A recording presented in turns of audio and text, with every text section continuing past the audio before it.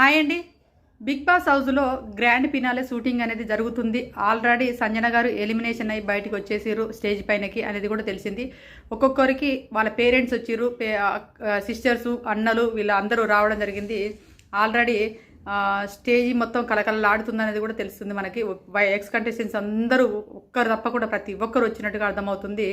హౌస్లో ఇక నలుగురు ఉన్నారు. ఆ నలుగురిలో డెమన్ పవన్, ఇమాన్యుయల్కి ఇద్దరికి ఈక్వల్ ఓటింగ్ పడింది అని అర్థమవుతుంది. ఆ ఈక్వల్ ఓటింగ్లలో కొంచెం ఏంటంటే ఎర్జిగా ఇమాన్యుయల్కి ఉన్నదని చెప్పేసి ఇమాన్యుయల్కు సూట్ కేసు ఇచ్చే ప్రయత్నం చేస్తున్నారని తెలుస్తుంది. ఒకవేళ ఇమాన్యుయల్కి సూట్ కేసు ఇస్తే డెమన్ పవన్కి అన్యాయం జరిగినట్టే. ఎందుకంటే ఇమాన్యుయల్ ఒక సెలబ్రిటీలో అతను ఎంతో కొద్ది గొప్ప కష్టపడి సంపాదించుకొని తన తండ్రులను పోషించే లెవెల్కి ఎదిగాడు. అదేంది మరి డెమన్ పవన్ ఎదగలేదా అని మీరు అనుకోవచ్చు. డెమన్ పవన్కు పాపం పిల్లోడు అతను ఇక్కడ బయట ఉన్నన్ని రోజులు కూడా వాళ్ళ పేరెంట్స్కి ఏ రకంగా కూడా సహాయపడలేదు అని చెప్పేసి అంటుడు. సొంత ఇల్లు కూడా లేదన్నాడు. వాళ్ళ అమ్మ నాన్నలకి నేను ఏ రకంగా కూడా హెల్పింగ్ చేయలేదు.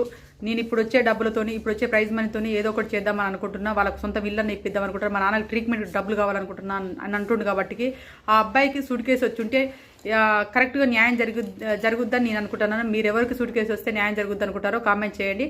అదేవిధంగా టాప్ 1 టాప్ 2లలో ఇంకా తేలలేదు.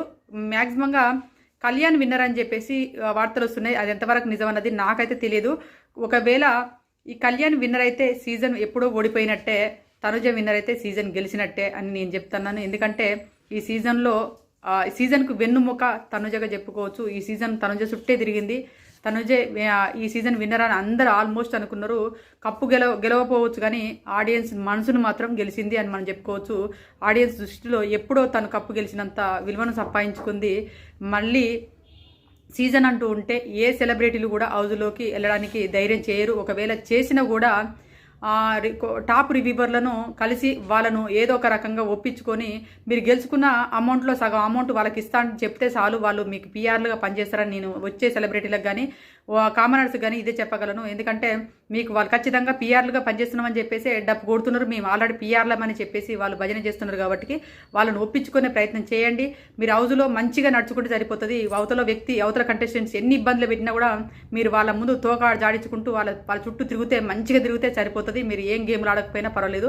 మిమ్మల్ని విన్నర్ చేసే ప్రయత్నం మాత్రం ఇక్కడ ఉన్నటువంటి మీరైతే ఎవరైతే ఒప్పించుకొని వెళ్తారో వాళ్ళు ఖచ్చితంగా చేస్తారు. బయట ఆడియన్స్ సపోర్టింగ్ కూడా ఫుల్గా లభిస్తుంది. చాలు, అంతకంటే ఇంకా మీరు సాధించవలసింది ఏది లేదు. గేములతో పని లేదు మనకు. అక్కడ ఒక మంచిగా బిహేవ్ చేస్తే సరిపోతుంది అనేది ఈ సీజన్లో నిరూపించబడుతుంది అని నాకు అర్థమైంది. ఈ సీజను తనుజ గెలవకపోవచ్చు, అందరు హృదయాలు అయితే గెలిచింది అని చెప్పుకోవచ్చు. మీకు